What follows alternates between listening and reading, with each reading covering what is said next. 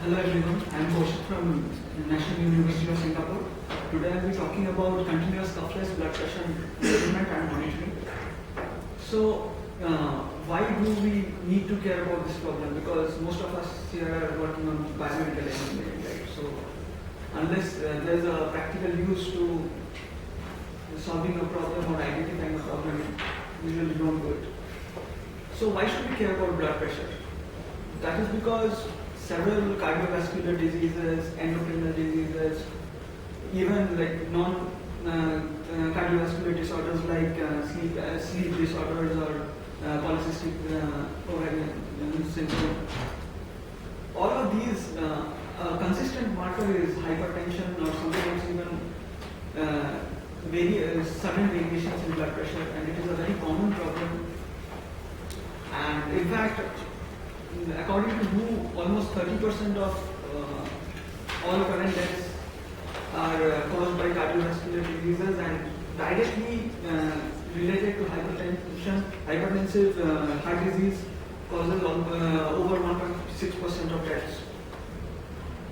So, actually, this problem is also kind of close to my heart because for the last 10 years or something, hypertension has not been a problem for me. But I have regularly had health problems due to low blood pressure, so kind of so there are several techniques currently in which blood pressure is currently measured. Most standard methods that we encounter are curve-based systems, sphygmomanometers. Earlier we used to have manual sphygmomanometers. Nowadays a lot of the electronic sphygmomanometers also they've become more accurate in recent times. There are some methods using optical and electrical signals like pulse or ECG, and based on blood flow estimation or blood flow measurement, ultrasound-based techniques also exist. So, coming back to the title of the paper, continuous cuffless blood pressure monitoring and measurement, there are two key issues in what I am doing currently. One is one is the continuous part and one is the cuffless part. And the monitoring is mostly because of the continuous nature of the measurement. So why do we need continuous and cuffless blood pressure measurement? Because most of the blood pressure measurement techniques now are cuff-based and they seem to be quite accurate in what they are doing. So, actually, the cuffless issue is because mostly the process is significantly simplified, and cuff-based systems, what they do is because they blow up and block the flow of the blood itself. If you use it too regularly, it affects the actual blood pressure value and changes the value of the reading. And also, cuffless systems are less invasive because you don't have to stop what you are doing just to measure your blood pressure. Also, especially with the manual sphygmomanometers, medical professionals are required. I mean, not necessarily doctors, but at least nurses or you require some basic training to use older sphygmomanometers. And the continuous thing is because currently most systems they measure blood pressure like momentary values, snapshot values, and if we see that overall the trend in the hospital setting is okay, then we are not sure if between readings there is significant change, and a lot of heart problems like arrhythmia, continuous values help because they help in monitoring the fluctuation as well as the value itself. So, based on the requirement for continuous measurement and cuffless techniques, we have narrowed down on using the PPG and ECG signals. The PPG signal is necessarily what we are using is the pulse wave. We are not concerned with the oxygenation levels and all that. So there have been other attempts all over the globe. These are mostly marked some of the major academic attempts at PPG and ECG based blood pressure measurement system.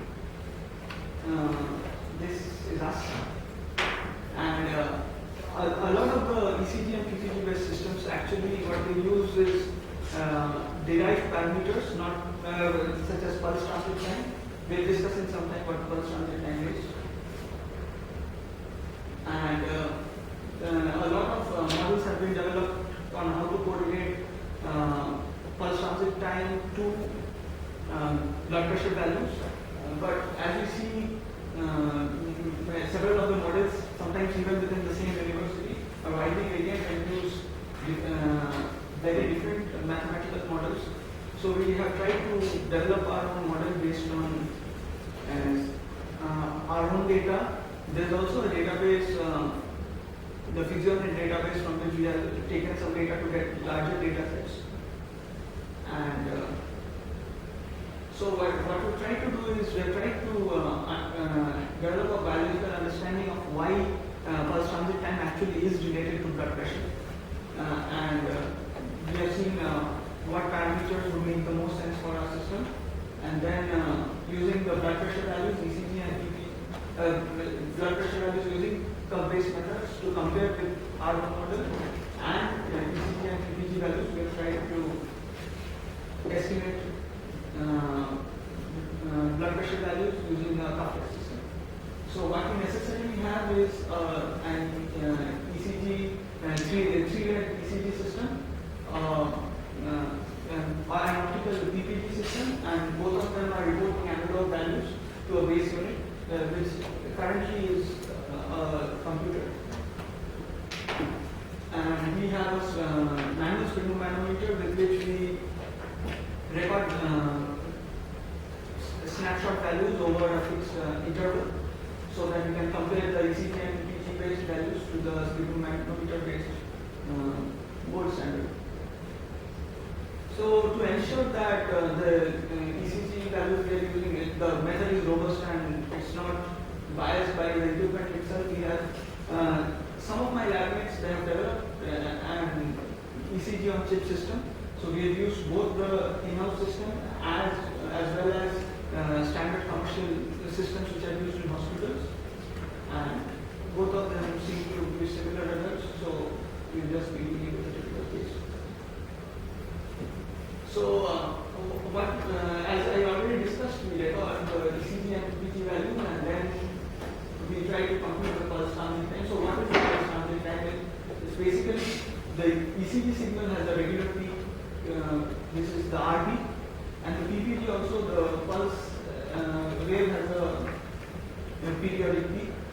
So the distance, the time distance from an ECG RB to the corresponding PPG peak is the pulse transit time. And so from the pulse transit time, we keep a record of that, and we also keep a record of blood pressure using the sphygmomanometer over the same period of time. So we see that for the as the PDT typically doesn't widely vary over a continuous period, but there is some variation, and for every 10 minutes of PDT readings, we have computed the blood pressure, and we actually see that it ends up that the PTT and the blood pressure values have a significant trend when we plot them against each other. So we had discussed earlier that there are several models, right? The linear model, the logarithmic model, the inverse prime model.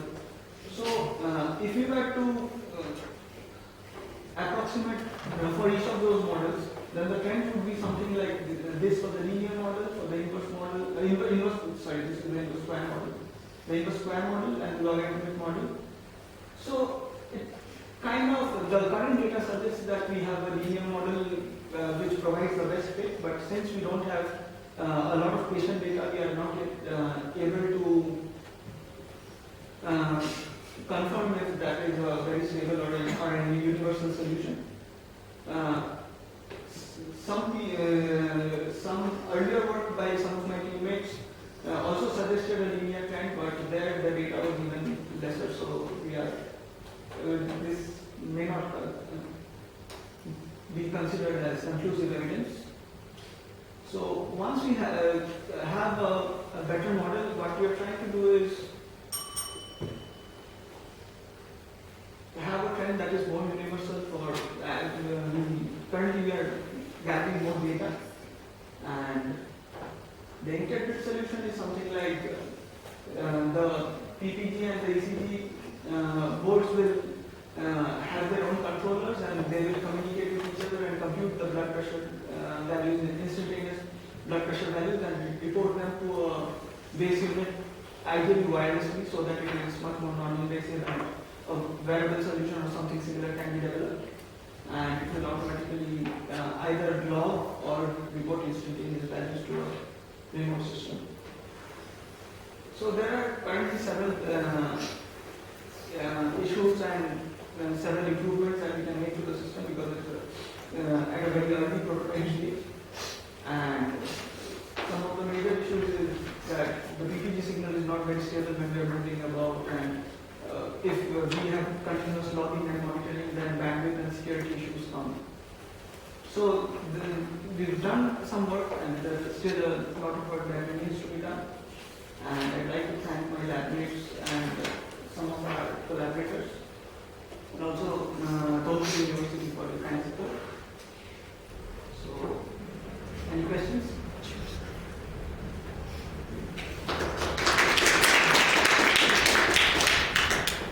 Thank you, Koushik, for your talk on blood pressure management. Any questions from the audience?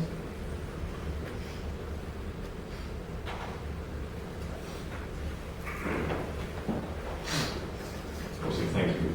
Well, continuous blood pressure monitoring, without cuts is kind of a dream for